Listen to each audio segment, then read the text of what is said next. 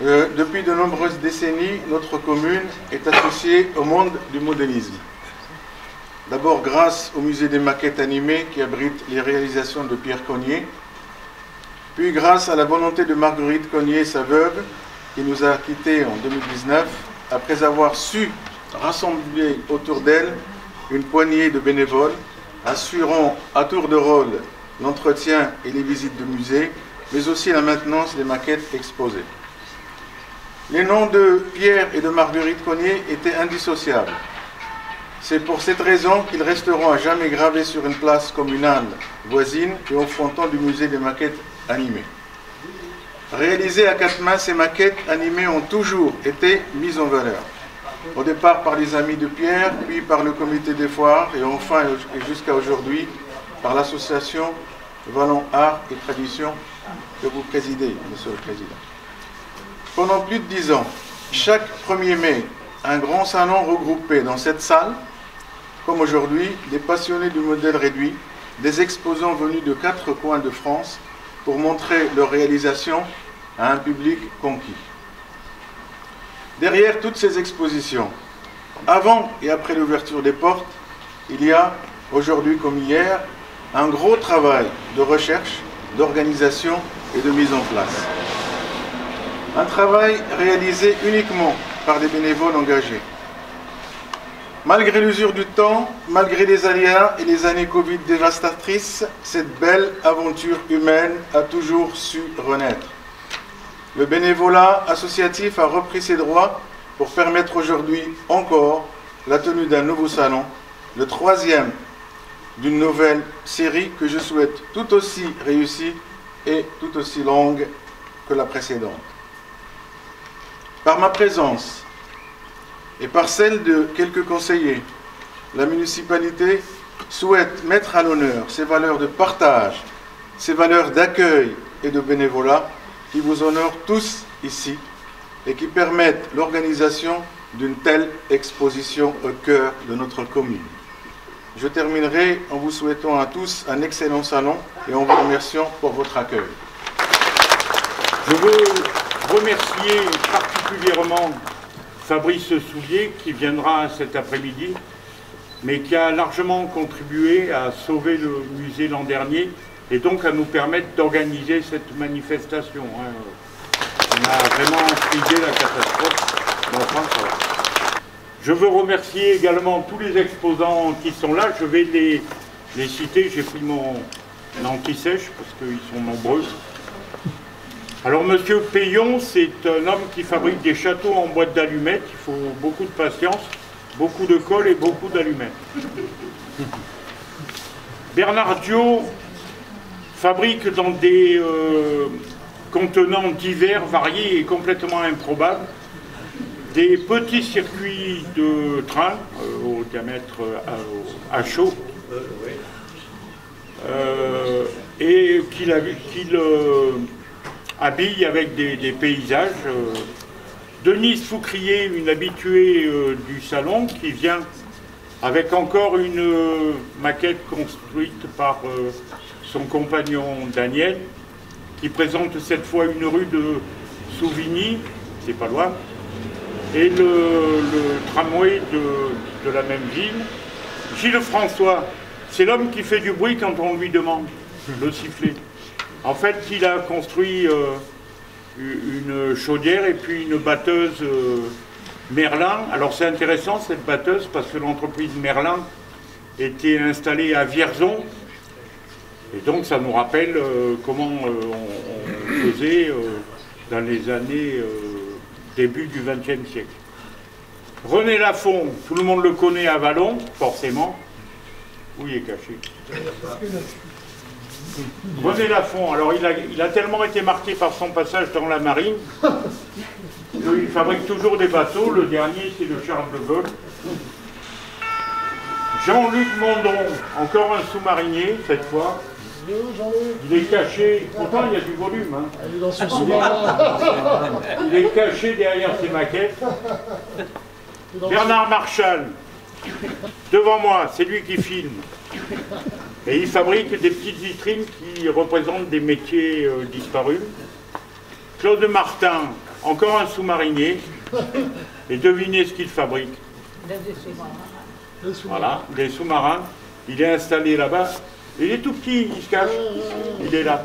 Il se cache. Alors, Polo Mathieu, alors il est grand, il fait des grandes maquettes. Donc le cirque qui est là, 6000 personnages, 10 ans de travail, 300 kilos. La maquette, à lui. 600 kilos d'une 600 kilos. Bon, enfin, c'est extraordinaire. Pour que vous compreniez bien, les personnages sont plus de 6000, c'est-à-dire plus que d'habitants dans la communauté de communes. Gilbert Mulot, il est là.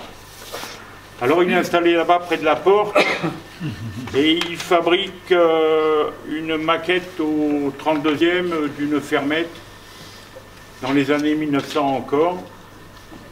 Georges Grenouillat, il a compris que pour qu'on voit bien sa maquette, il fallait se mettre au milieu. Donc, il fait un moulin qui a la particularité de moudre à la fois le grain et le chanvre. Jean-Pierre Accard, d'abord, qui est là, qui fabrique, lui, il nous amène au pays de Tintin, il nous amène en Sildavie et puis il fait un circuit. Et il y a une petite scierie, puisqu'on va transporter du bois qu'on a préalablement scié. Roger Lancigu nous ramène à la fin du 19e siècle, à l'époque des véhicules hippomobiles. Ça va vous obliger à chercher dans les dictionnaires ce que sont que la dormeuse, la calèche, etc. Alors monsieur Chambon, c'est le seul professionnel qui soit présent. Il est venu parce que le concept est intéressant. On fabrique donc des maquettes fonctionnantes et on n'a pas besoin d'outils pour les fabriquer, c'est un kit.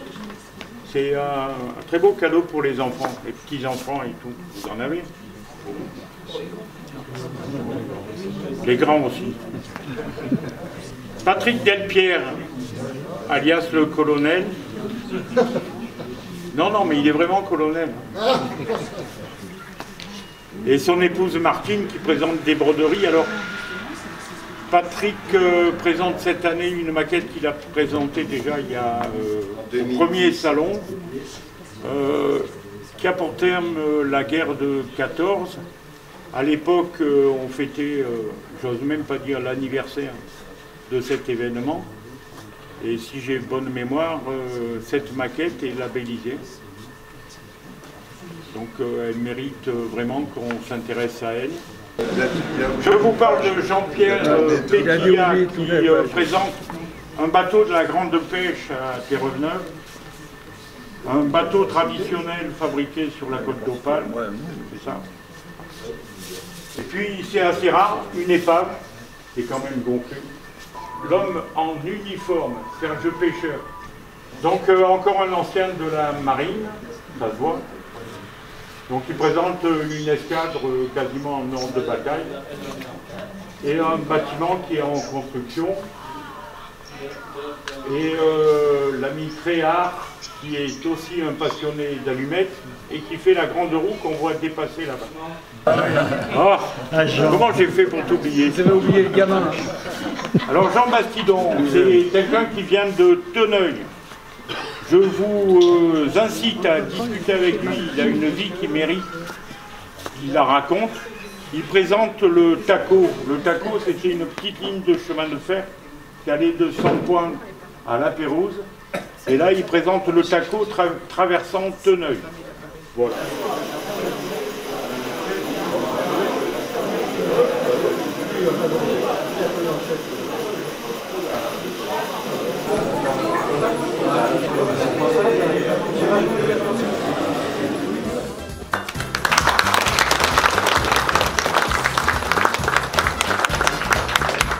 Mesdames, messieurs les exposants, je ne veux pas vous mettre la pression, mais il faudrait d'un pas alerte.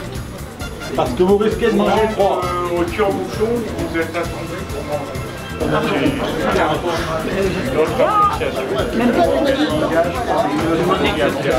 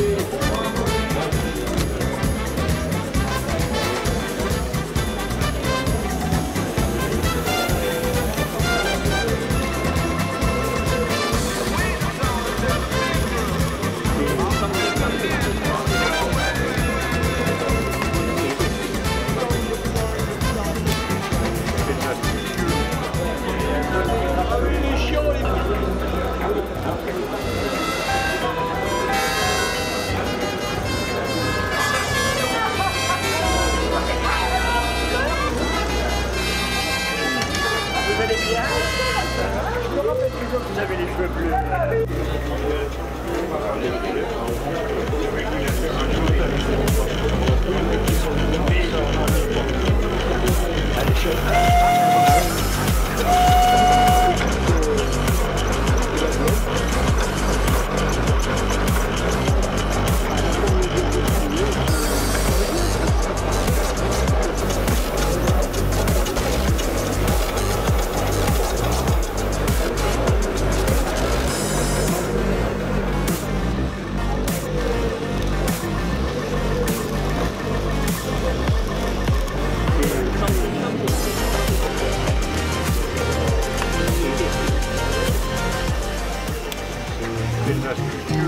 Et moi, je fais en Italie. Alors, là, tout est bien dégagé. 2h30 environ.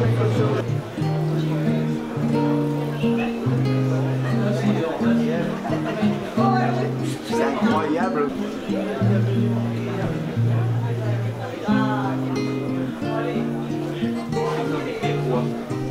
Derrière,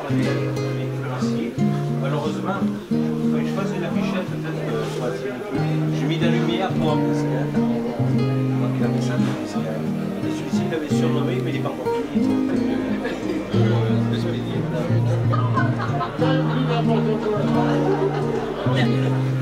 Je sais pas, non.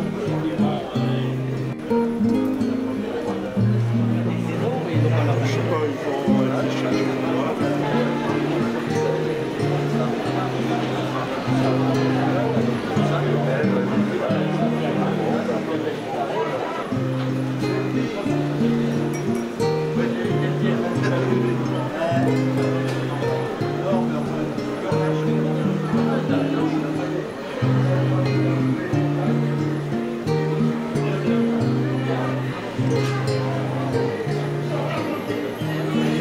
Tous ces maquettes là, c'est fait à partir de soulage, à partir de grandes photos.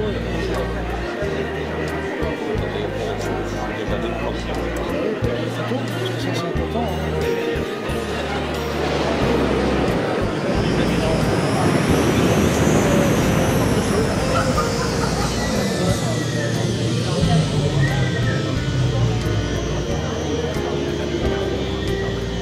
Je vais venir, il va vous expliquer.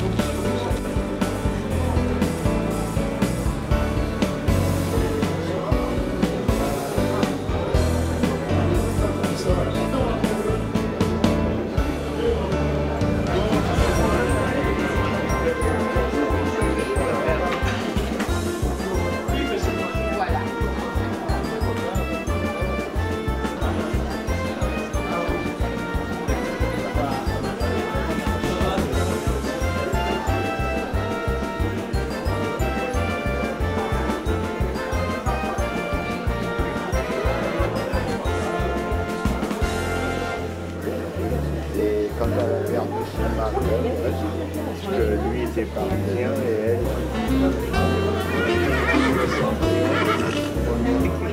Ils sont vieux.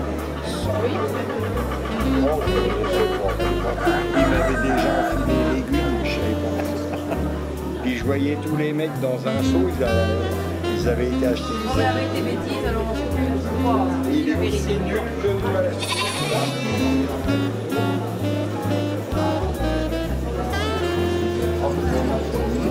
Ah non, non, mais c'est magnifique. Il faut.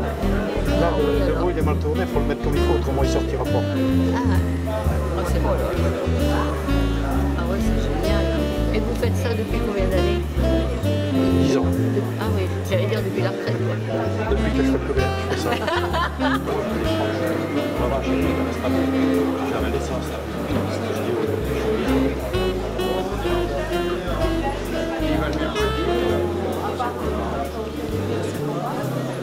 Oui, là, on